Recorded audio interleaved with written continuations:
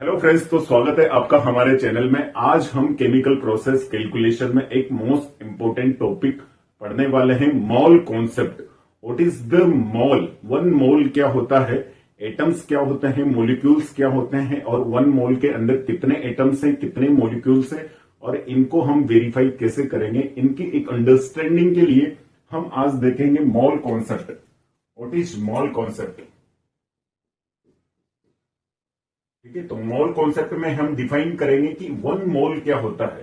तो one mole is the amount of substance that contain 6.023 into 10 to the power 23 entities. One mole क्या है? किसी भी substance का।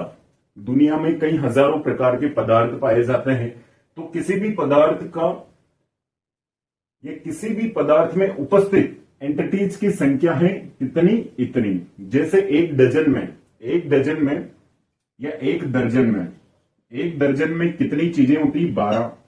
अब ये सेंटेंस कंप्लीट नहीं है। 12 क्या है? केले हैं, पेन है, पेंसिल है, रबर है, कटर है, 12 इंसान हैं, एक दर्जन बच्चे।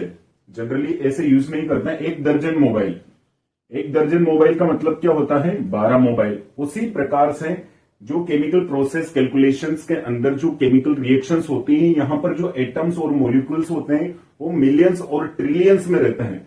तो मिलियंस और ट्रिलियंस में लिखेंगे तो कितनी बड़ी संख्याएं लिखेंगे, और उनकी कैलकुलेशन करना असंभव है या इम्पॉसिबल है। तो उस कैलकुलेशन को पॉसिबल बनाने के लिए, संभव बनाने के लिए एक ये वर्ड फाइंड आउट किया, वन मोल। एक स्टैंडर्ड दिया गया वैज्ञानिकों द्वारा, रिसर्चर्स द्वारा, कि वन मोल का मतलब हम बोलेंगे कि कोई भी सब्सटेंस होगा तो उसमें वन मोल का मतलब उसमें 6.023 into 10 to the power 23 entities होंगे।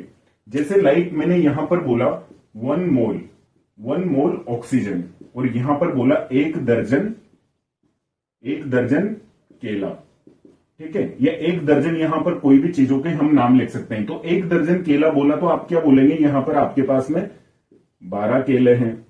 ठीक है, 12 केले हैं। और वन मोल ऑक्सीजन का मतलब हम क्या समझेंगे कि आपके पास में यहां पर क्या है? 6.023 into 10 to the power 23 O2 molecule है।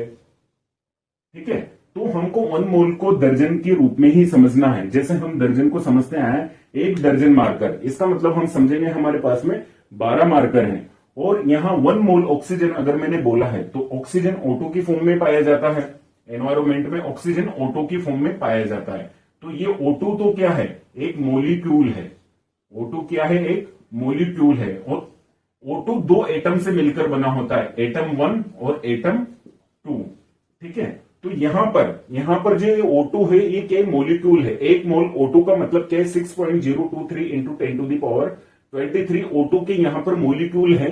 जब जाके हमारे पास में इतना सा ऑक्सीजन होगा, कुछ 10-20 ग्राम ऑक्सीजन होगा, ये मिलियंस और ट्रिलियंस O2 के मोलिक्यूल्स को इकट्ठा करने पर भी 10-20 ग्राम हमारे पास में ऑक्सीजन होगा, कोई ज्यादा नहीं होगा।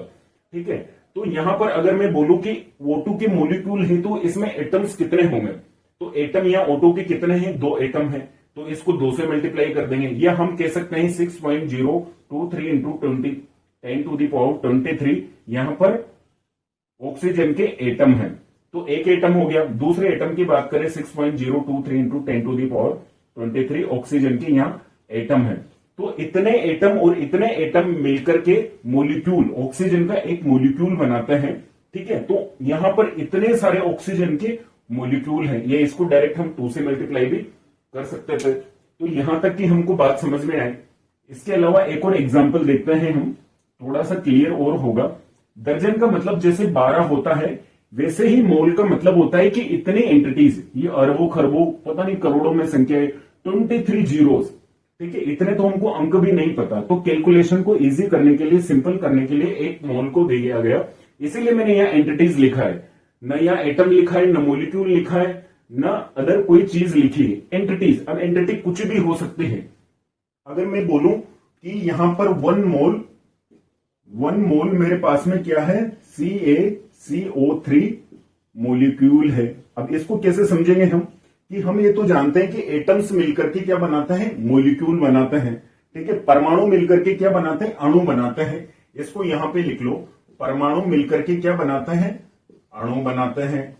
ठीक है, जैसे एटम मिलकर के क्या बनाते हैं, मॉलिक्यूल बनाते हैं। हिंदी इंग्लिश में सभी में देख लीजिए। तो जैसे परमाणु यहां पर ऑक्सीजन के 2 परमाणु हैं, तो ऑक्सीजन का ये एक अणु बनाएंगे। ठीक है, तो परमाणु किन्हें कहते हैं और अणु किन्हें कहते हैं, ये डिफरेंस हमको यहां पे समझ में आना चाहिए, तभी हम इसको आगे समझ पाएंगे। मैंने यहां पर बोला 1 मोल CaCO3 के आपके पास में मॉलिक्यूल है। अब इसका मतलब क्या है कि इस मॉलिक्यूल में कैल्शियम कार्बोनेट के इस मॉलिक्यूल में कैल्शियम के कितने एटम है, कैल्शियम के कितने एटम है, तो आप बोलेंगे कि कैल्शियम का तो इसमें एक ही एटम है। ठीक है, तो कैल्शियम का क्या है, एक ही एटम है। तो क्या लिख सकता हूं उसे 6.023 into 10 to the power 23 calcium atom available है किसमें, इस मॉलिक्यूल में। इसको मैं लिख सकता हूं 1 मोल कैल्शियम एटम। ठीक है, इसी संख्या को मैं लिख सकता हूं 1 मोल कैल्शियम एटम। जैसे मैंने बोला कि मेरे पास 24 केले हैं, तो मैं क्या कहूंगा, मेरे पास में 2 दर्जन केले हैं, बात बराबर ही है। तो अगर मैं यहाँ एटम के रूप में बात करूं तो इसको मैं और फर्दर क्लासिफाई कर सकता हूं कि मेरे पास में कैल्शियम की कितने 6.023 into 10 to the power 23 calcium atom है। तो मैं बार बार ये संख्या यूज करूं, ठीक है, या फिर मैं यूज करूं मेरे पास में 1 मोल कैल्शियम के एटम है। इसका एक और नाम दिया गया, आपने सुना ही होगा, Avogadro number, Avogadro number. School में याद रखने के लिए हम क्या बोलते थे इसे, आवोगाड्रो संख्या। ठीक है, आवोगाड्रो एवोगैड्रो नंबर इसको बोला जाता है, या एवोगैड्रो इसको कांस्टेंट बोला जाता है, जो कि 1 मोल को रिप्रेजेंट करता है कि 1 मोल में कितने एंटिटीज है। तो 1 मोल यहां पर इसको भी बोलेंगे कैल्शियम का 1 मोल बोलेंगे, इसे बोलेंगे कैल्शियम कार्बोनेट के 1 मोल मॉलिक्यूल, इसको बोलेंगे 1 मोल एटम। ठीक है, 1 मोल एटम। ठीक है, जैसे मैं बोलूं कि मेरे पास में 1 मोल पेन है, तो 1 मोल पेन है, इसका मतलब 6.023 इंटू 10 टू द पावर 23 आपके पास में क्या है, पेन है। लेकिन जनरली पेन, पेंसिल, इन चीजों के लिए तो हम मोल को रिप्रेजेंट नहीं करते हैं, क्योंकि मिलियंस और ट्रिलियंस में तो क्या होते हैं, हमारे अणु होते हैं, परमाणु होते हैं। तो यहाँ एंटिटीज का मतलब हमको समझ में आ गया, या तो एटम्स होंगे या मॉलिक्यूल्स होंगे। और एटम से मिलकर के मॉलिक्यूल बनता है, परमाणु से मिलकर के अणु बनता है। और परमाणु किन्हें कहते हैं, सिंगल जो रहता है। जैसे क्लोरीन है, क्लोरीन में 2 परमाणु है, 2 परमाणु आपस में इलेक्ट्रॉन शेयरिंग करके एक अणु बनाते हैं क्लोरीन का, Cl2 जिसे बोला जाता है। ऐसे पीरियोडिक टेबल में 118 एलिमेंट है, हजारों और करोड़ों उनसे मॉलिक्यूल्स बनते हैं। तो यहां हमने बात करी कि 1 मोल मेरे पास में ये मॉलिक्यूल है, तो इस मॉलिक्यूल के अंदर कैल्शियम के कितने एटम्स हैं, इतने एटम्स है 6.023 into 10 to the power 23 calcium atoms हैं। अब इस पूरे को मैं क्या लिख सकता हूं, 1 मोल कैल्शियम एटम। दूसरा, इस पूरे के पूरे मॉलिक्यूल में कार्बन की कितने एटम्स हैं, तो हम लिखेंगे 6.023 into 10 to the power 23 carbon atom. तो इसको भी मैं लिख सकता हूं 1 मोल कार्बन एटम। बात समझ में आ रही है हमको धीरे धीरे। इसमें ऑक्सीजन के कितने एटम हैं, तो ऑक्सीजन के तो इसमें क्या 3 एटम हैं। तो यहां पे लिख सकता हूं मैं 3 into 6.023 into 10 to the power 23 oxygen atom. ठीक है, यहां ऑक्सीजन 3 बार आ रहा है, तो मैंने मल्टीप्लाई बाई 3 कर दिया। तो ये सारे एटम से मिलकर के कितने सारे एटम्स हैं, 23 पावर 23 जीरो लगाते जाओ, और आगे 6 है, 6,000 लाख करोड़ खरब अरब पता नहीं पदम नील, जाने कितनी संख्या होंगी। इतने सारे एटम मिलकर के एक मॉलिक्यूल बनाता है, और ये मॉलिक्यूल आपको दिखाई भी नहीं देगा, ये इतना छोटा होगा, आपको दिखाई भी नहीं देगा। अब यहां 1 मोल CaCO3 का मतलब, मॉलिक्यूल का मतलब, इसमें 6.023 into 10 to the power 23 CaCO3 होंगे। CaCO3 भी कितने होंगे, इतने सारे होंगे, जब जाके वो 50-100 ग्राम आपका कैल्शियम कार्बोनेट बनेगा। ठीक है, तो मोल का हम एक ब्रीफ जान लेते हैं। हमने देखा कि मोल किसी भी सब्सटेंस में, दुनिया में उपस्थित जितने भी पदार्थ हैं, उस पदार्थ में इतनी एंटिटीज होनी चाहिए। अब इतनी एंटिटीज किसकी हो सकती है, तो एटम्स की होंगी या मॉलिक्यूल्स की होंगी। ठीक है, यहां पे एटम्स की होंगी या मॉलिक्यूल्स के होंगे।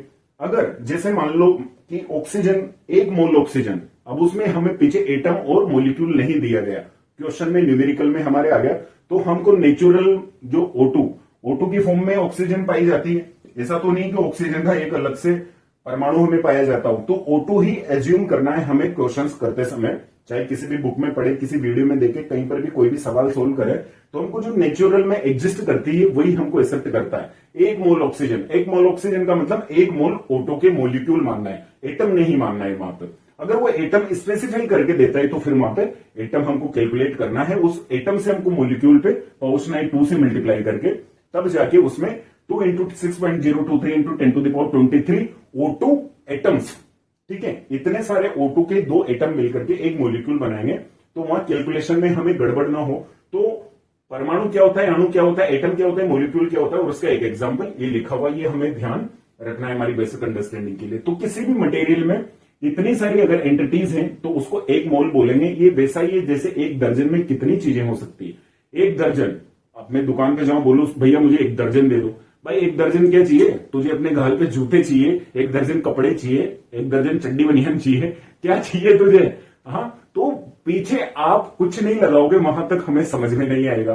ठीक है, एक बेसिक सी बात है, आप बोलो कि मुझे 1 दर्जन बनियान चाहिए तो आपको 12 बनियान निकाल के देगा। 1 दर्जन केले चाहिए, ठीक है, तो वो आपको 12 केले निकाल के देगा, उसका जो भी वजन होगा। 1 दर्जन आपको मोबाइल चाहिए तो वो आपको 12 फोन देंगे। 1 दर्जन आपको पेन चाहिए तो 12 पेंसिल देंगे। लेकिन हम जब केमिकल प्रोसेस कैलकुलेशन की कैलकुलेशंस करेंगे, इन कैलकुलेशंस करेंगे तो यहां पे हमें वर्ड यूज आएगा 1 मोल एटम। तो हमें यह समझ आना चाहिए कि ये क्वेश्चन ये कहना चाह रहा है 1 मोल एटम का मतलब 6.023 × 10⁻23 atoms. 1 mole molecule, 1 mole molecule of hydrogen, 1 mole molecule of hydrogen का मतलब H2 जो है मेरे पास में 6.023 × 10⁻23 हाइड्रोजन के मोलिक्यूल से मेरे पास में। ठीक है, तो एटम और मोलिक्यूल में डिफरेंस समझ में आया, एवोगैड्रो कांस्टेंट हमको समझ में आया, और दर्जन से हमको अच्छे से ये चीज समझ में आई होगी। आई होप मोल कॉन्सेप्ट के बारे में गाइस ये वीडियो आपके लिए इंफॉर्मेटिव रहा होगा, कुछ तो लर्निंग आपको मिली ही होगी। और केमिकल प्रोसेस कैलकुलेशन में ये छोटे छोटे बेसिक कॉन्सेप्ट हमको पता होना चाहिए ताकि बड़े क्वेश्चंस न्यूमेरिकल्स करते हुए हमारे दिमाग की धज्जियां ना उड़े। ठीक है, थैंक यू सो मच यहां तक देखने के लिए, बाय बाय।